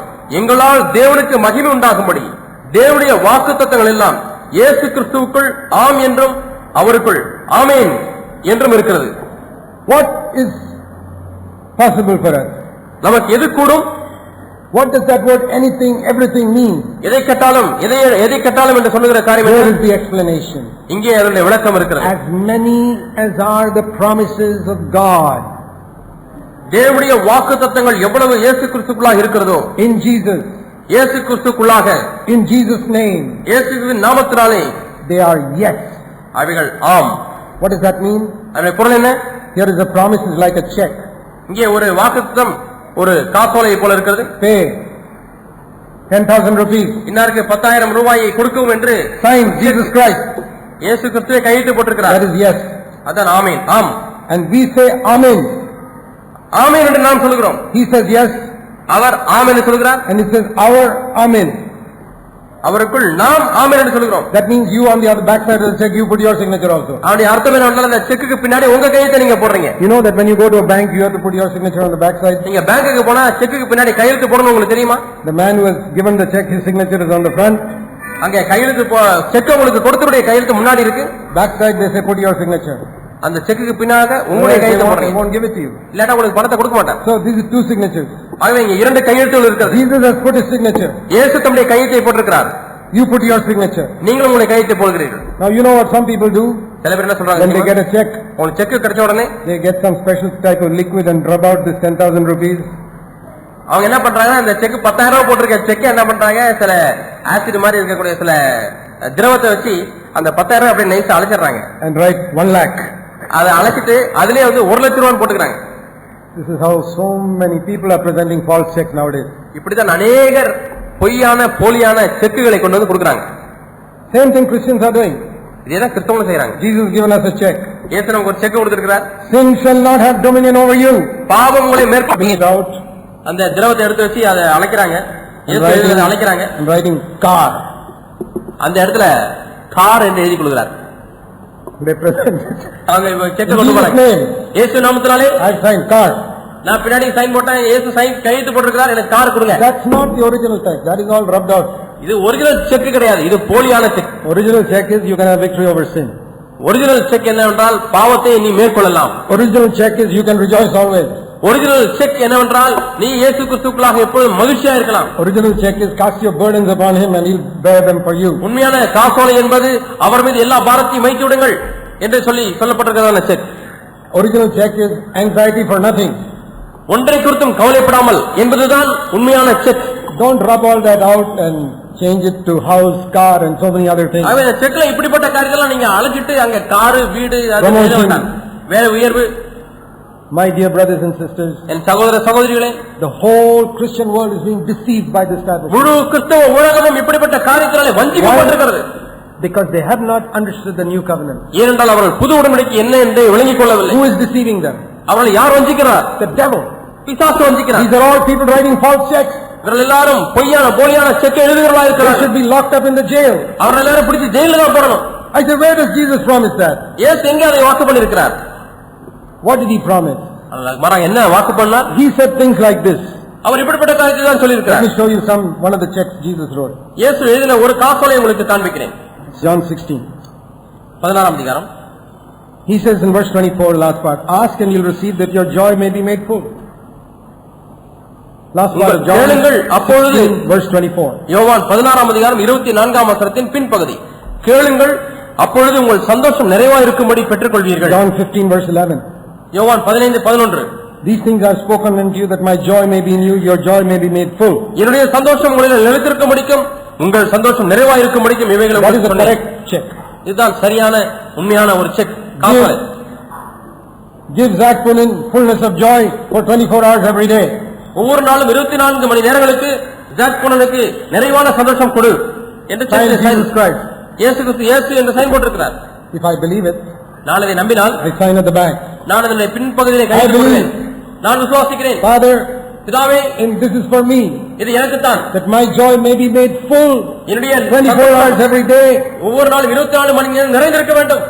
I'm not asking for car or house or anything like that. நான் காருக்காகவோ வீட்டுக்காகவோ ஒன்றையும் கேட்கவில்லை. If you give that to me, I'm thankful. If you don't give it to me, also I'm thankful. எனக்கு நீங்க car கொடுத்தாலும் உங்களுக்கு நன்றி செலுத்துவேன், கொடுக்காவிட்டாலும் உங்களுக்கு நன்றி செலுத்துவேன். If you give me cycle also, I'm thankful. எனக்கு சைக்கிள் கொடுத்தா கூட உங்களுக்கு நன்றி ஆண்டவரே. If you give me a heart, I'm thankful. எனக்கு குடிசை கொடுத்தாலும் உங்களுக்கு நன்றி ஆண்டவரே. Those are not important. அவைகளெல்லாம் முக்கியம் அல்ல. Joy to be made full. ஆனா என்னுடைய சந்தோஷம் நிறைவாக்கப்பட வேண்டும். 24 hours a day. ஒவ்வொரு நாளிலேயும் 24 மணி நேரமும். 7 days a week. ஒவ்வொரு வாரத்திலே 7 நாட்களும். 24 hours a day. ஒரு நாள் 24 மணி நேரம். 7 days a week. ஒவ்வொரு வாரத்திலே 7 நாட்களும். Nowadays they talk about some television programs. They say 24 hours a day, 7 days a week. இப்போது சில தொலைக்காட்சி நிகழ்ச்சிகள் எல்லாம் 24 மணி நேரமும், ஒரு நாளைக்கு 24 மணி நேரம் ஒளிபரப்பப்படும், ஒரு வாரத்தில் 7 நாட்களும் ஒளிபரப்பப்படும். Jesus promises me joy. இப்படித்தான் இயேசு எனக்கு சந்தோஷத்தை 24 hours a day. ஒவ்வொரு நாளிலும் 24 மணி நேரம் a week. ஒரு வாரத்தில் 7 நாட்கள். 24 hours a day, 7 days a week. 24 மணி நேரம் ஒரு நாளைக்கு, வாரத்தில் 7 நாள் சந்தோஷத்தை நிறைவு. இயேசு நாமத்தினாலே. நீங்கள் இதை விசுவாசிக்கிறாயா? I showed you the check. நான் அந்த செக்கை காண்பித்தேன். Now if you can point out a specific check like that, இப்படி உள்ள குறிப்பான செக்கை நீங்கள் சுட்டிக்காட்டி கேட்பீர்களானால், இயேசு வாக்கு பண்ணியிருக்கிறார். You can put your signature at the back and say, in Jesus name, that's mine. அதற்கு பின்னாக நீங்கள் அந்த செக்கிலே கையெழுத்து போட்டு இயேசுவின் நாமத்தில் எனக்குரியது என்று சொல்லி நீங்கள் கையெழுத்து போட்டு கொடுக்கலாம். I'll show you another thing. இன்னொன்றை உங்களுக்கு காண்பிக்கிறேன். People in the Old Testament didn't have all this. பழைய உடன்படிக்கை ஜனங்களுக்கு இதெல்லாம் இல்லை. Romans 16:20. ரோமர் 16:20. Satan will be crushed under your feet by God shortly. அதி சீக்கிரமாக தேவன் சாத்தானை உங்கள் கால்களின் கீழே நசுக்கி போடுவார். You believe that? விசுவாசிக்கிறாயா? Promise. வாக்குத்தத்தம். இது ஒரு வாக்குத்தத்தம். I sign under the back. நான் பின்னாக கையெழுத்து போட்டேன். I signed it. நான் கையெழுத்து போட்டு விட்டேன். Satan will be crushed under my feet. சாத்தான் என் காலுக்கு கீழாக நசுக்கப்படுவான். When he comes into my home, என் வீட்டுக்கு வந்தால், when he comes into my church, என் சபைக்கு வந்தால், when he attacks my children, என் பிள்ளைகளை தாக்கினால், my wife, மனைவியை தாக்கினால், brings sickness, வியாதியை கொண்டு வந்தால், I say, Satan, சாத்தானே, God has appointed a place for you. தேவன் உனக்கு ஒரு இடத்தை நியமித்திருக்கிறார். Under my feet. அது எங்கே என்றால் என் காலுக்கு கீழாக. You are not going to sit on my head. நீ என் தலைமையில் ஏறி உட்கார போவது கிடையாது. You sat on my head for so many years when I didn't know this promise. எனக்கு இந்த வாக்குத்தத்தம் தெரியாத நாட்களிலே நீ மேலே உட்கார்ந்தாய். Now you are going to be under my feet. இப்போது என்னுடைய காலுக்கு கீழாக தான் இருக்க போகிறாய். In Jesus name. இயேசுவின் நாமத்தினாலே. You are going to be under my feet. நீ என்னுடைய காலுக்கு கீழாக இருக்க போகிறாய். You are not going to make me grumpy and miserable and நீ என்னை துக்கமுற்ற உள்ளவனாய், என்னை முறுமுறுக்கிறவனாய், கோல்சலவனாய் you are not going to make me hate anybody. நான் யாரையும் பகைக்க போவதில்லை. You are not going to get me to be offended with somebody. யாரோ ஒருவர் மீது மனத்தாங்க முடியாது, நீ என்னால செய்ய முடியாது. You are not going to get me defeated by your wretched temptation. உன்னுடைய துன்மார்க்கமான சோதனையினாலே என்னை தோற்று போக செய்ய முடியாது. We'll think more about it. இதை பற்றி நாம் அதிகமாக தியானிப்போம். But please remember what you heard this morning. இந்த காலை வேளையிலே நீங்கள் கேட்டதை நினைவுபடுத்திக் கொள்ளுங்கள். I want to be a servant of the new covenant. ஆண்டவரே, நான் புது உடன்படிக்கை ஊழியக்காரனாக இருக்க வேண்டும். Bow our heads for a moment. ஒரு க்ஷணம் நம்முடைய தலைகளை வணங்கி நாம் ஜெபிப்போம். Now, whatever God spoke to you this morning, இந்த காலை வேளையிலே தேவன் என்ன காரியத்திலே உங்களுக்கு பேசியிருந்தாலும் சரி, have you got a promise from God this morning? இந்த காலை வேளையிலே உங்களுக்கு ஒரு வாக்குத்தத்தம் கிடைக்குதா? That's like a check. அது ஒரு செக்கை போல. Before you lose it, put your signature at the back of that check right now. அந்த செக் தொலைந்து போவதற்கு முன்பதாகவே அந்த செக்கை திருப்பி உங்கள் கையெழுத்தை போட்டு விடுங்கள். Before you forget it. மறப்பதற்கு முன்பதாக. To forget the promise is like losing an expensive check. ஒரு வாக்குத்தத்தை மறப்பது என்பது வெளியேறப்பட்ட ஒரு செக்கை தொலைத்து போடுவது. Before you forget it, put your signature there. மறப்பதற்கு முன்பதாகவே உங்களுடைய கையெழுத்தை அங்கே பின்னாக போடு. That's for me. இது எனக்கு தான் என்று சொல். In Jesus name. இயேசுவின் நாமத்தினாலே. I claim that promise now. இப்பொழுது இந்த வாக்குத்தத்தத்தை சுதந்திரித்துக் கொள்கிறேன் என்று சொல். Satan, you are under my feet. சாத்தானே, நீ என் காலுக்கு கீழாக இருக்கிறாய். In Jesus name. இயேசுவின் நாமத்தினாலே. Thank you, Lord, for hearing us. ஆண்டவரே, ஜெபத்தை கேட்டபடியால் உமக்கு நன்றி. Amen. ஆமென்.